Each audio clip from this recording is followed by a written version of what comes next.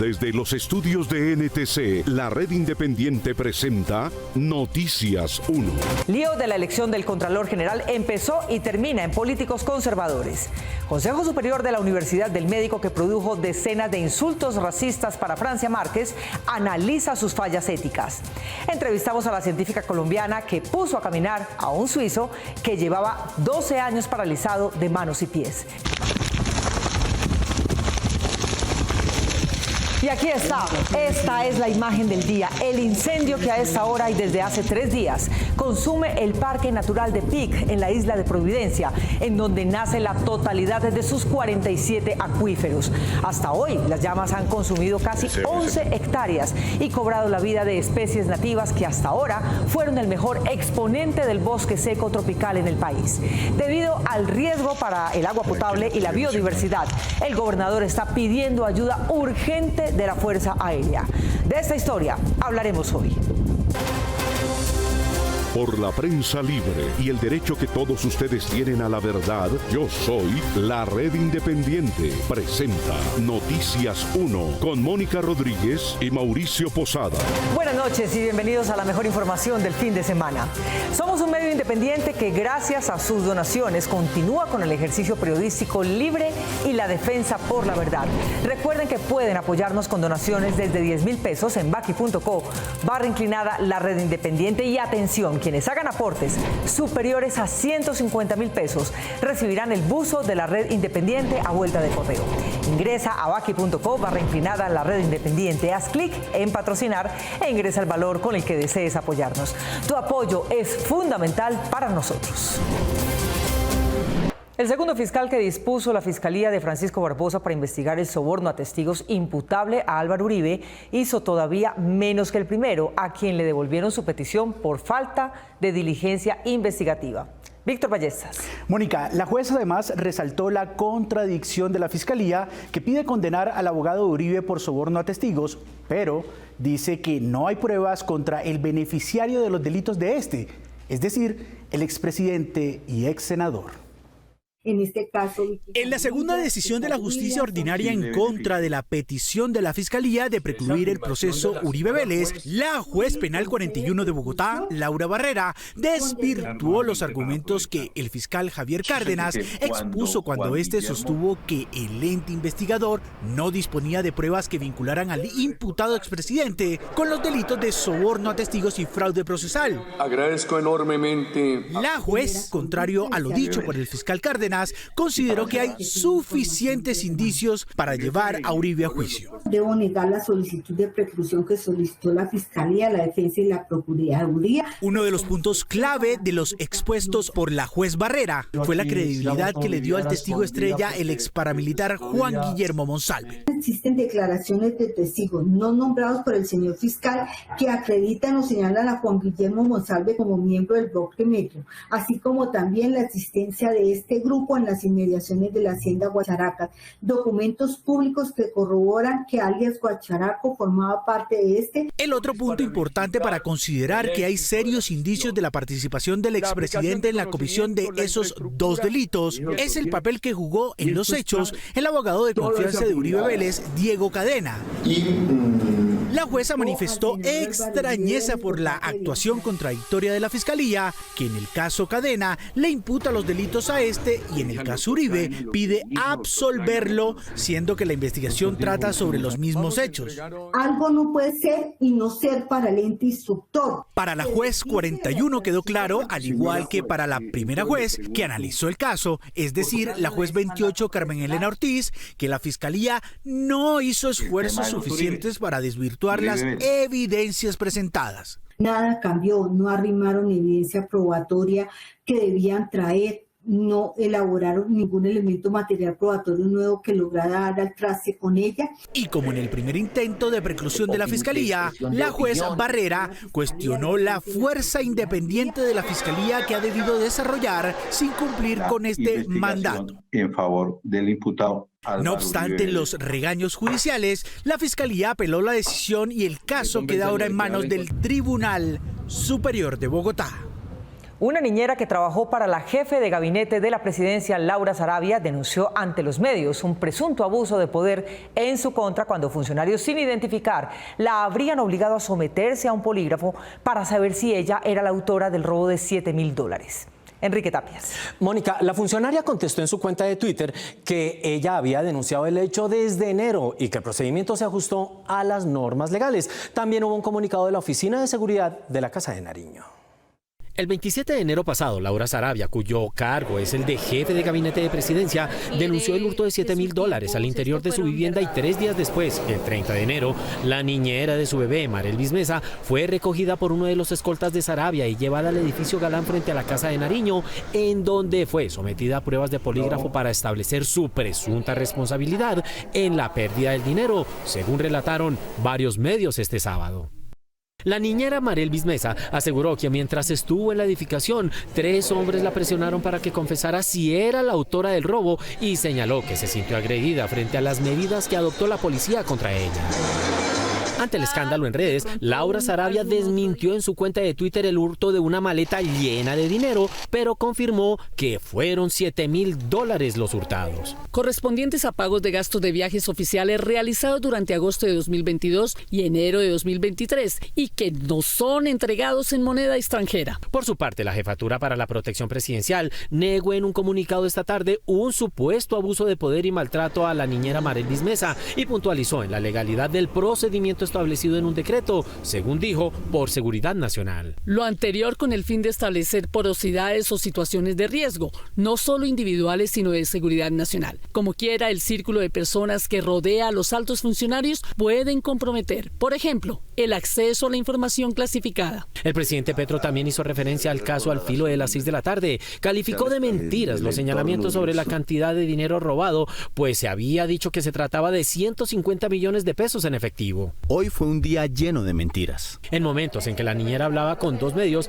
presentó denuncia ante la Fiscalía por estos hechos el viernes pasado, 4 meses después de la denuncia también ante la Fiscalía de Laura Sarabia. Es la Fiscalía General de la Nación.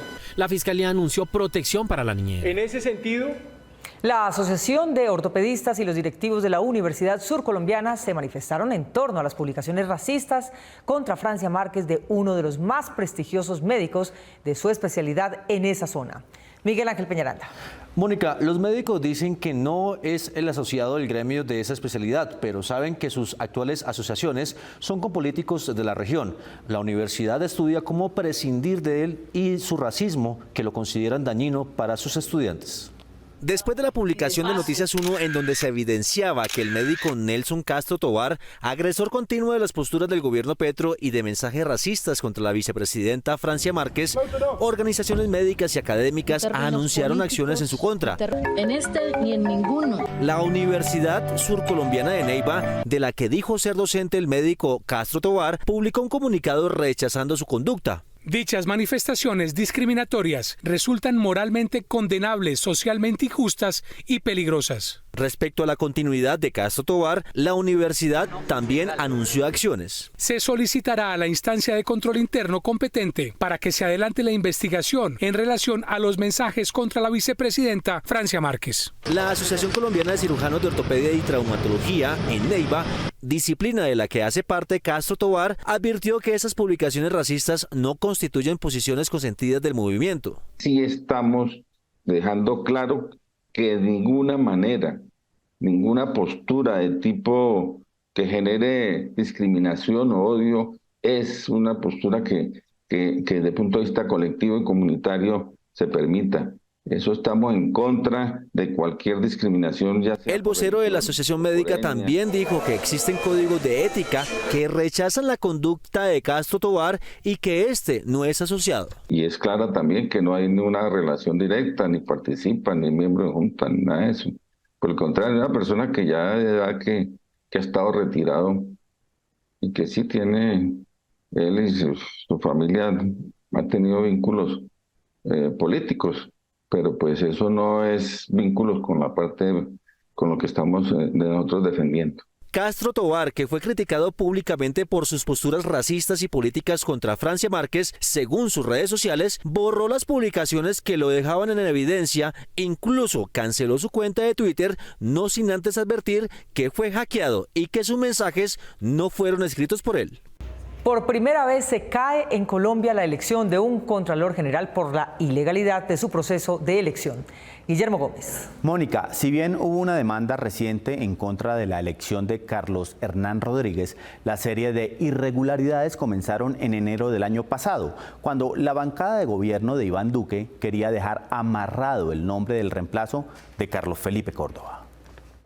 El proceso de elección para el apetecido cargo de Contralor General, con un salario mensual igual al del presidente Petro, sin contar con sus jugosos viáticos y los 7.000 puestos y miles de contratos que tiene en esa entidad y que reparte en una buena porción entre los partidos y los políticos, fue convocado en enero del año pasado por la mesa directiva del Congreso, antes de que se surtiera la primera vuelta presidencial y la elección de los nuevos congresistas, pues ese año hubo votaciones tanto para la rama legislativa como para escoger jefe de Estado.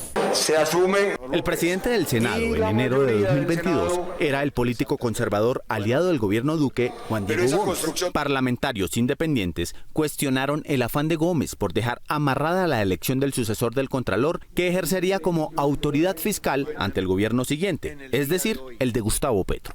Les agradezco. Respecto de este primer proceso tan cuestionado, hubo orden judicial de rehacer la lista de elegibles porque no cumplía con los requisitos de paridad de género. Ordenó a la Secretaría General del Senado que elaborara una nueva lista de 10 elegibles en igual proporción de hombres y mujeres.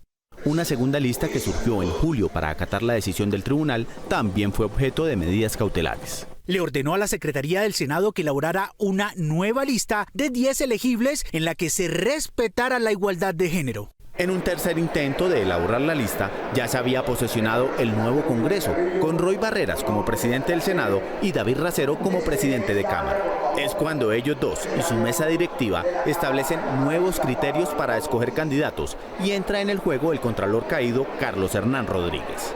Se elaboró una tercera lista de elegibles sin justificación alguna y lo más grave y determinante, los parámetros de la convocatoria fueron cambiados de manera injustificada. Las irregularidades en la elaboración de las listas llevaron al Consejo de Estado a declarar nula la elección de Carlos Hernán Rodríguez, quien tan solo llevaba 8 meses en el cargo.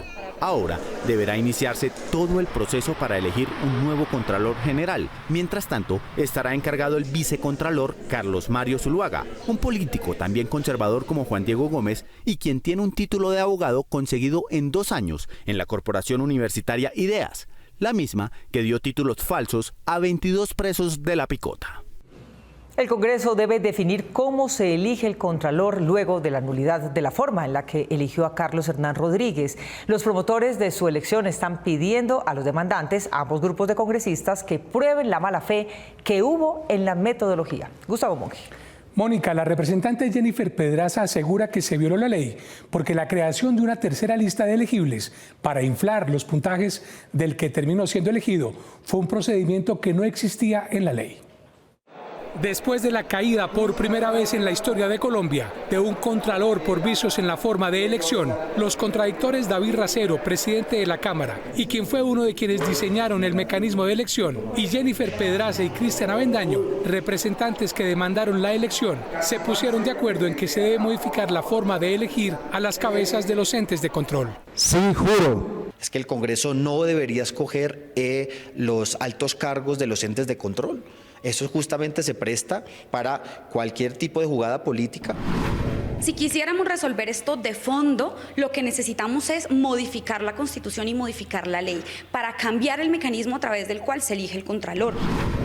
Nosotros estamos trabajando en un acto legislativo para modificar esto de tajo, para acabar con las contralorías territoriales porque no sirven. Sin embargo, subsisten diferencias entre los demandantes y los miembros de la mesa directiva. Los primeros acusan a los segundos de actuar de manera ilegal. Roy Barreras y la mesa directiva del Congreso crearon una tercera lista ilegal para inflar el puntaje de Carlos Hernán y garantizar que quedara en el primer puesto en la lista de elegibles.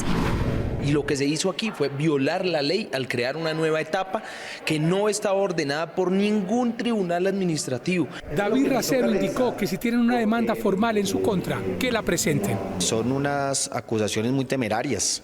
Sí, porque lo que está detrás de esas afirmaciones es que actuamos con dolo, con una intencionalidad ilegal. Y yo sí le exijo a los que lo están comentando, representantes Jennifer Pedraza o quien sea, que evidencie que en verdad hubo una intencionalidad de pasar por encima de la ley. La notificación formal del Consejo de Estado que anula la elección del Contralor debe llegar la semana entrante al Congreso de la República, fallo que no tiene apelación. Ya el Consejo de Estado en su sabiduría dictaminó que era necesario volver a hacer todo el proceso. Ahí está justamente el fallo. Ese nuevo proceso para elegir Contralor tardaría al menos 6 meses y se haría en plena etapa electoral en Colombia. Somos un medio independiente que gracias a sus donaciones continúa con el ejercicio periodístico libre y la defensa por la verdad. Recuerden que pueden apoyarnos con donaciones desde 10,000 pesos en baki.co/inclinada la red independiente. Y atención, quienes hagan aportes superiores a 150,000 pesos recibirán el buzo de la red independiente a vuelta de correo. Ingresa a baki.co/inclinada la red independiente. Haz clic en patrocinar e ingresa el valor con el que desees apoyarnos. Tu apoyo es fundamental para nosotros. La predicción de una rebaja en el precio de la carne como consecuencia de una reducción en los precios de los novillos no será una realidad como consecuencia de prácticas contra la competencia que Fedegan le está pidiendo investigar a la Superintendencia de Industria y Comercio.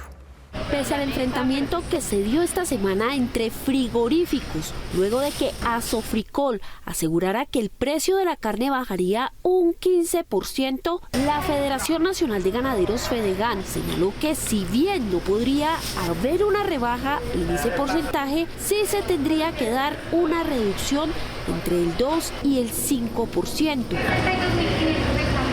Para el gremio es cuestionable que desde mayo de 2022 a mayo de 2023 el precio de la carne ha subido un 9%, pese a que el precio del novillo ha venido bajando. Pudiera bajar un 5 o 6%, pues sería fantástico para todos los consumidores. Ahora, en la medida que pueda hacer más, pues muchísimo mejor. Pero ¿cuándo fue la última vez que bajó el precio de la carne en Colombia?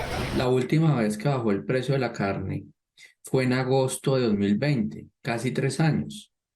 Bien han habido subidas del novillo, también han habido bajas porque no ha bajado el precio de la carne. Hace unos meses, Fedegan había solicitado a la superindustria investigar una posible especulación en los precios de la carne. Reiteramos a la SIC que pueda hacer ese ejercicio, no solamente con la carne, sino con otros productos también de la canasta familiar que puedan tener o estarse afectando por esos niveles de precios que pueden ser atípicos. Lo cierto es que según los mismos comerciantes de carne de res, los precios no bajarán, pues hay mucho intermediario en el sector. Se podría mantener estable, pero bajar no. Bajar no creo. Hay mucho intermediario, sí señora. Y eso es lo que nos tiene afectado a todos, tanto al campesino como a nosotros los vendedores. Todo es una cadena, todos quieren, como dice, vienen a ganar su porcentaje. Los precios de la carne de res completan cerca de 5 meses estables y por ahora se ve lejana una caída significativa en su costo. 141 países son más pacíficos que Colombia y solo 20 lo son menos, lo que indican los indicadores. El Índice Global de Paz mide factores políticos y sociales para ordenar de menor a mayor a 161 países.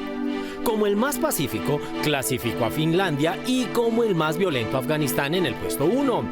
A Colombia la clasificó en el puesto 20, a Rusia en el 4 y a Ucrania en el 11º. Esto indica que las bandas colombianas compiten en maldad a los empresarios de Putin. Esto es lo que indican los indicadores. El aparato que le permitió caminar y hasta subir escaleras a un suizo que llevaba 11 años paralizado por un accidente de bicicleta tiene entre sus autores a una científica colombiana. Andrea Galvez Solano es la colombiana que junto a un equipo del Centro NeuroRestore en Lausana, Suiza, crearon un artefacto de estimulación eléctrica epidural o estimo para regresar la movilidad a pacientes tetraplégicos a través de la tecnología biónica e inteligencia artificial. Se implantan 2 dispositivos en la médula que funcionan como un puente digital que restablece la comunicación entre el cerebro y la médula espinal, y eso permite que el paciente pueda volver a caminar. Este ensayo clínico lo hicieron con Garjant Oskam, un hombre que perdió su movilidad tras un accidente en bicicleta. Andrea Galvez hizo parte de este proyecto y acompañó al paciente en las terapias. También explicó cómo funciona el estimo y dice que es 100% seguro.